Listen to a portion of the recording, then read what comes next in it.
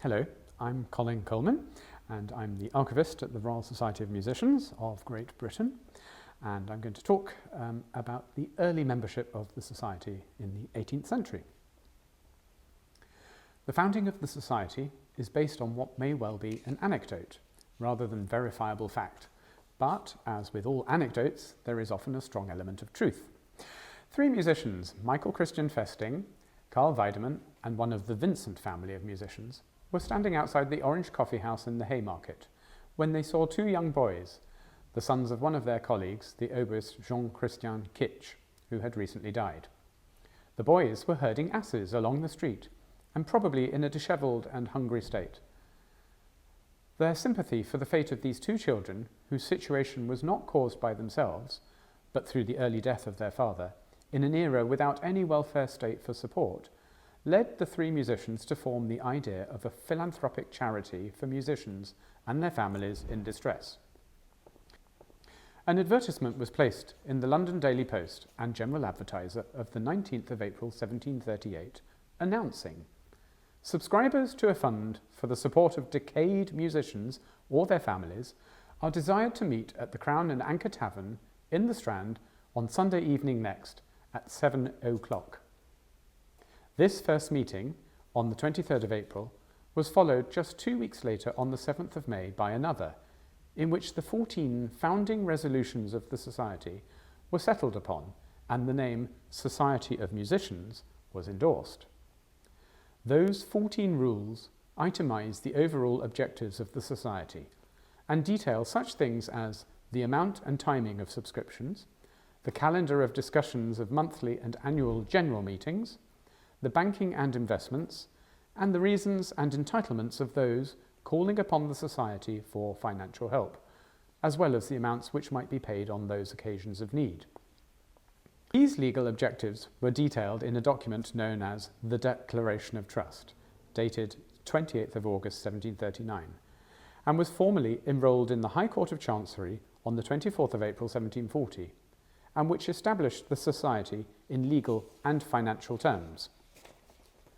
The Declaration of Trust also lists the 230 professional subscribers at this moment in time, and has always been thought to be the earliest known document relating to the Society, other than the newspaper advertisements. One of my predecessors as archivist at the Royal Society of Musicians, Betty Matthews, created the publication A List of Members 1738 to 1984, published in 1985, in which all these names are obviously included, and in which Pippa Drummond wrote that there were 226 names on the document. Elsewhere, Matthews had referred to 228 members. In fact, there are 230 names. I have counted them, as has a colleague, and was slightly baffled as to how the total was previously incorrect.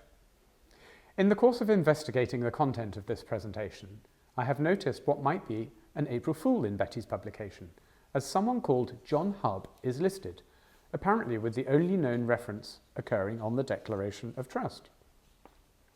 Here is Betty's book, The List of Members, and you can see from the slide that we have an extract, and it gives the structure of the data given within the book. You can see the member's name listed, their date when they formally became a member, and also from documents within the Society and from elsewhere, it gives their date of birth or maybe a baptism, death dates, and an extract from their formal application, so it tells you a little bit about which instruments someone may have played.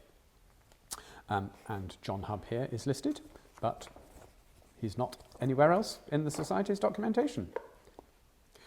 Following on from the manuscript Declaration of Trust, the earliest in the Society's archive, the next document is a printed list of members produced in 1742. Such lists act as an office or membership document and consistently show the regulations of the Society as the introduction. The list details the professional subscribers to the Society, which, in the RSM's remit, refers to performing musicians who had joined the Society, and who were actively engaged in the music profession and adhered to the necessary commitments of membership. These were agreeing to pay their subscription and play in the annual festival service of the Sons of the Clergy held at St Paul's Cathedral. These lists of names would be needed for reference, as applicants who wish to join the society would, in this period, have to be endorsed by 3 current professional members. The mark of the asterisk beside a name denotes the 12 members who had been appointed as the governors in that year from the midsummer meeting. In addition to the professional members, the lists record the honorary subscribers, those of the middle classes and above, who were presumably active concert attendees and who had the additional financial means to devote funds to charity. The honorary subscribers are listed with the double dagger symbol in order to differentiate from the professional members. The catalyst for today's presentation is the discovery of membership lists from 2 other years which are apparently unique. I can't say that they are unknown to everyone, but they have certainly not been on the radar of the RSM. ESTC, or the English Short Title Catalogue, is a union catalogue of materials printed in the English language up to the year 1800, publications which used letterpress or typeset technology. It represents the holdings of over 2,000 institutions worldwide, primarily libraries and archives. The publications it covers include books, pamphlets, programs, advertisements, periodicals and newspapers, amongst others. It also includes music publications which were not engraved, but as most music publications of this period were engraved, there is little representation of printed music. Anomalies do occur whereby publications of engraved music, which include prefatory matter in letterpress, such as forwards or lists of subscribers, are sometimes, but not always, documented in ESTC. In the course of my work with the RSM, I recently added relevant holdings to ESTC in order to make these items more widely known and accessible. In the main, the publications added were books, word books and pamphlets. My first search of the ESTC database revealed none of the copies of the lists which are represented in the RSM's archive. The RSM holds the first membership list, already shown, dated 1742, and 2 later lists from 1755 and 1799. The only extant copy of another list of members, dated 1744, is in the Gerald Cook Handel collection at the Foundling Museum. Page 1 is shown here, and images of this list are available through their online catalogue. Happily, ESTC now holds the data of all 4 of these previously unlisted and currently only known copies. My search on ESTC did, however, reveal 2 other lists, which are ascribed to the years 1738 and 1740, held in the National Library of Scotland in Edinburgh. These 2 lists are part of the Crawford collections, which are on deposit at the library. I was excited at the prospect of finding these 2 early lists, as had always understood, certainly in relation to the RSM's archive, that the earliest known extant printed list was the 1742 list of members. A kind librarian at Edinburgh helpfully supplied me with some images of the 2 documents. You can see that all of the lists of subscribers open with the 14 rules below the date of the Society's second ever meeting, which had been held on the 8th of May 1738. I therefore wondered whether the library's attribution of the date 1738 to the earliest list of members was simply transferred from the date on the first page of the document, as this list of members does not have another date at the head of the list on page 2. The 1740 list on the left here is clearly dated as such. As happens in all later lists, the heading on page 2, a list of subscribers, ends with the date given for when this year of subscription had started, here from midsummer 1740. Was this the case for 1738 too? My feeling was that it was unlikely that a bunch of musicians had got around to printing a list for either internal or public use as early as sometime in the mid to late 1738, and that therefore this undated list could possibly date from the following year, but obviously before the dated list of 1740. Considering that the legal document, the Declaration of Trust, was not written until August 1739, and became legally binding only in April 1740, would the musicians have gone to the trouble of printing a list before the legal aspects of the Society's foundation had happened? Could this 1738 list, therefore, as it was undated in the sense of saying commencing at midsummer 1738, actually be from 1739? Well, apparently not, as a comparison with the 12 names noted in the declaration who were governors at the time of the Society's foundation identifies the same 12 names marked with an asterisk on this printed list. So, the 1738 list definitely represents the membership in 1738, and therefore both the documents in Edinburgh are new to us. The declaration is helpfully dated when it was written, 28th of August, 1739, and concludes firstly with the 12 signatures of the governors for that year, that is from midsummer 1739 until midsummer 1740, followed also by the signatures of a further 7 governors who had been among the 12 appointed in 1738 and who had stepped down from their role at that moment. So, the 19 signatures at the foot of the first page of the declaration represent an amalgamation of the 12 who were elected as governors in 1739 and those who had stepped down and were replaced in 1739. All 19 of these names are listed in the columns of the names above, each being the first in their respective alphabetical designation. You can see from the table that 5 governors continued in their position in the second year, namely Abington, Michael Christian Festing, Hudson, Pardini, and Short. In later times, governors were generally elected for longer periods of time than 1 year, and nowadays they are elected for 3-year periods and can then be reappointed. Returning to the early lists, the scarcity of these documents is remarkable. How many were originally printed? Were they produced every year, which Betty Matthews had suggested in her introduction?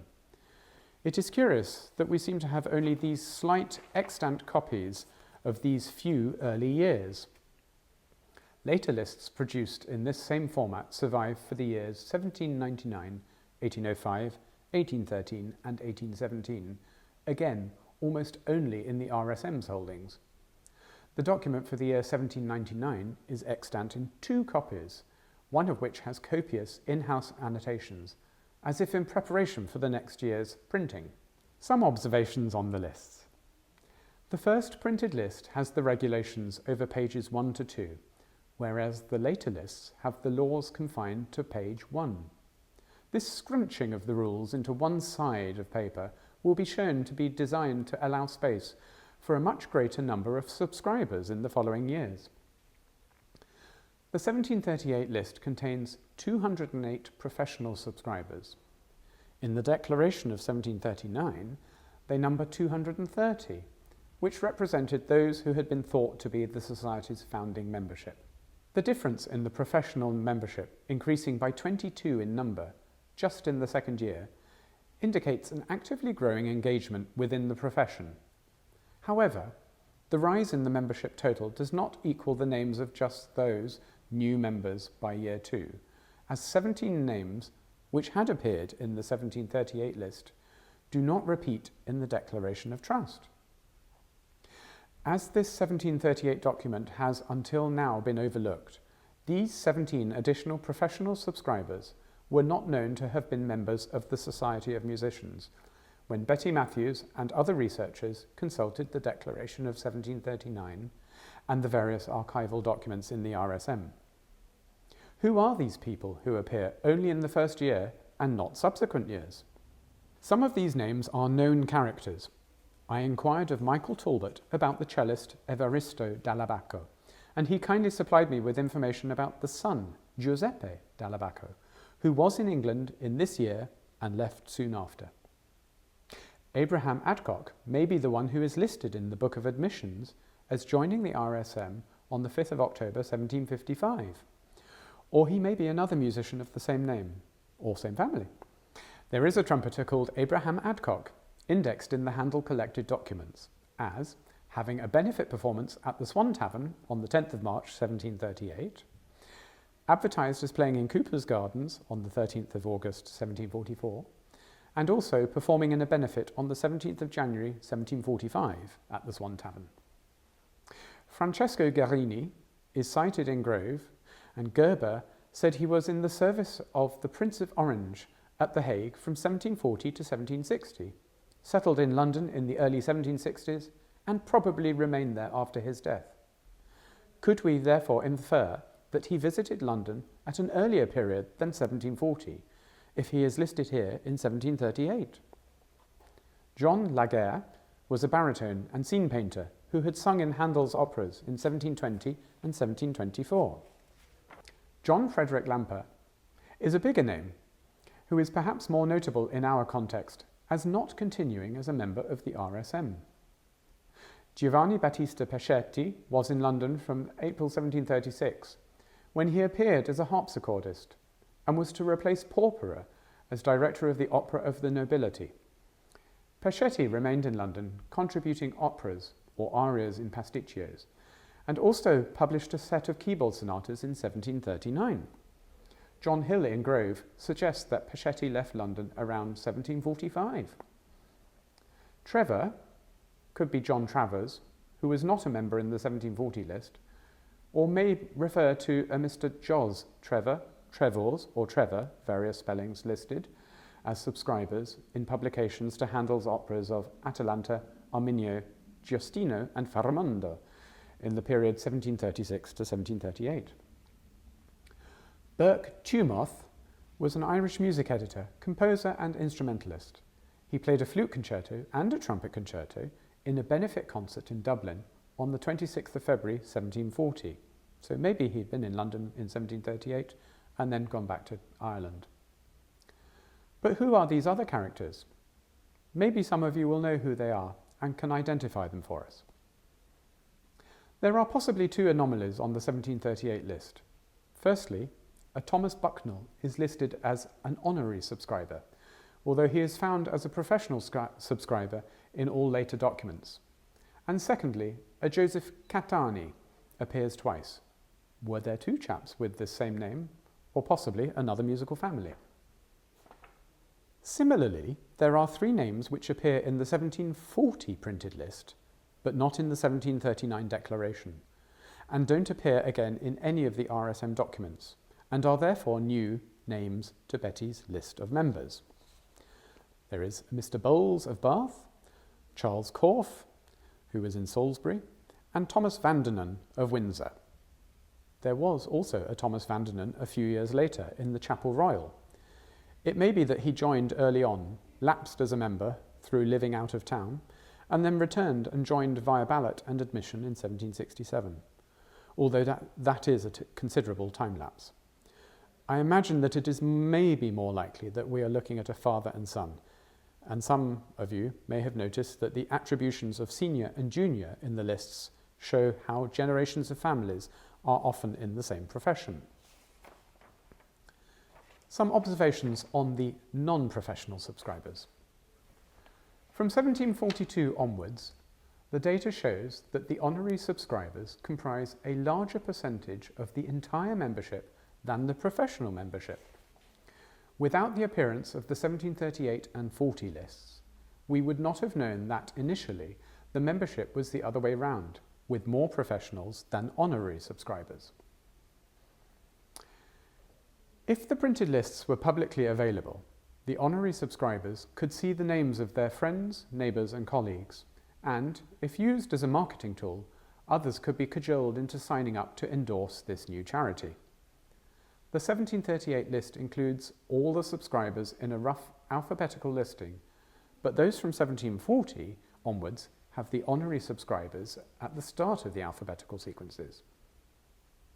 Philanthropy of this kind was in abundance at this time, and of course the Foundling Hospital was founded in the year following the foundation of the RSM. The honorary subscribers would act as a status symbol for the society, helping to display the new society's connections with the upper and moneyed classes. The listing might also act as a display to the gentry who wished to flaunt their philanthropy to other concert and opera-going individuals who were not yet honorary members. In the absence of financial accounts for the society in this period, and there are no financial records extant before the end of the century, and therefore without knowing the sums of money which the honorary subscribers might have donated, it is difficult to assess how that might act as a catalyst in fundraising. I think we can see that the nobility are obvious targets, but there also appear to be a fair number of the gentry and middle classes. Honorary subscribers in the 1738 list include some members of the nobility, as well as an apothecary, and people with obvious connections to the music industry, such as Johann Heidegger, the theatre manager and impresario, the music publisher John Walsh, the harpsichord maker Burkett Schudy, the wind instrument maker Thomas Stainsby Jr., and the printer and publisher Thomas Wood. Female subscribers.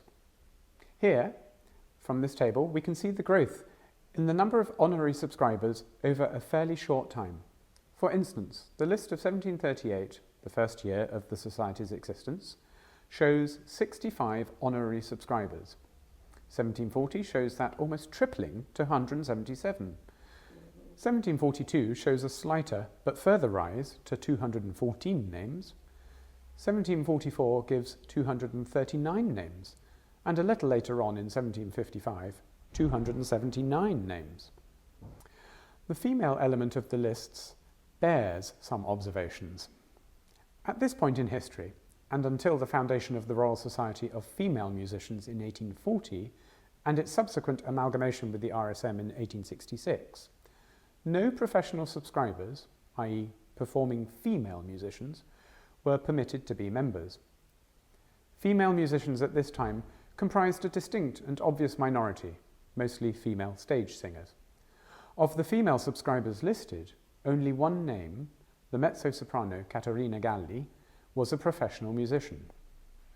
She became an honorary subscriber in 1744 and is also listed in 1755.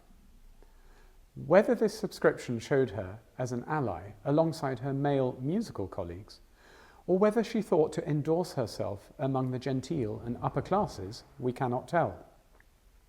As a subscriber to the male-constructed RSM, it is curious to think of her in the trouser-wearing stage roles which she often portrayed, and of course, her close association with Handel and involvement in several of the first performances of his oratorios is well documented. The annual benefit concert in aid of the RSM in 1746 included, alongside Handel, the singer Giulia Frasi, and we might speculate whether Handel tried to persuade Frasi to become a subscriber, or whether he actively motivated Galli to subscribe, but without the evidence of further lists, this is unknown. Irrespective of the male-only membership, the first list presents us with an immediate presence of female subscribers, albeit just 7 out of the total of 65 honorary subscribers, or just over 10%. In 1740, the ladies number 28 of those 177, a rise to just over 15%. 1742 shows another substantial increase to 49 out of the 214, comprising 22% of the honorary subscribers. 1744 gives us 55 ladies of a total of 234 subscribers, honorary subscribers, which stays pretty constant with just over 23%. And by 1755, 86 of the 279 total honorary subscribers are ladies. This represents an increase to just over 30%. As early as 1740, the Society had obtained royal subscriptions from 3 members of George II's family, namely Princess Amelia, Frederick, Prince of Wales, and Frederick's wife, Augusta, the Princess of Wales. These royal subscribers continued in 1744, and the 2 princesses also appear in 1755, Prince Frederick having died in 1751. The presence of royalty in the list surely influenced other noble ladies, as well as others associated with court circles, to join and thus raise the RSM's profile. These newly examined documents have provided a fresh insight into the world of performers and networks and lives of musicians and others in the middle of the 18th century. And I hope that others may delve into the information and data shown by these lists, either to corroborate or to pursue other new strands of investigation. The fact that a couple of hundred musicians and other equally well-meaning benefactors came together to set up a society to help those in need shows a strength of feeling which can be channeled as a force for good. the Society has always tried to help those in desperate need. Both religion and nationality seem to have been irrelevant issues to their working colleagues back in 1738, as can be seen through the many of the early members who were musicians from the continent or of Catholic faith in an era when such beliefs were unpopular or regarded with suspicion in Britain. In modern times, and has been for many decades, the beneficiaries of the Society's funds are mostly those working in the music profession who are not members of the RSM. Changes in the policies were introduced with the RSM's Second Royal Charter in 1987, so that the Society can now openly help non-members. As a result, the greater part of its annual charitable aid is given to non-members. With the widening of its membership, the Society now assists professional musicians and their dependents, and those active within the world of music through Great Britain and Northern Ireland, with the same cautious generosity as it offers to its members. Thank you for listening, and I hope you will have been astonished that some decayed musicians have been brought to life.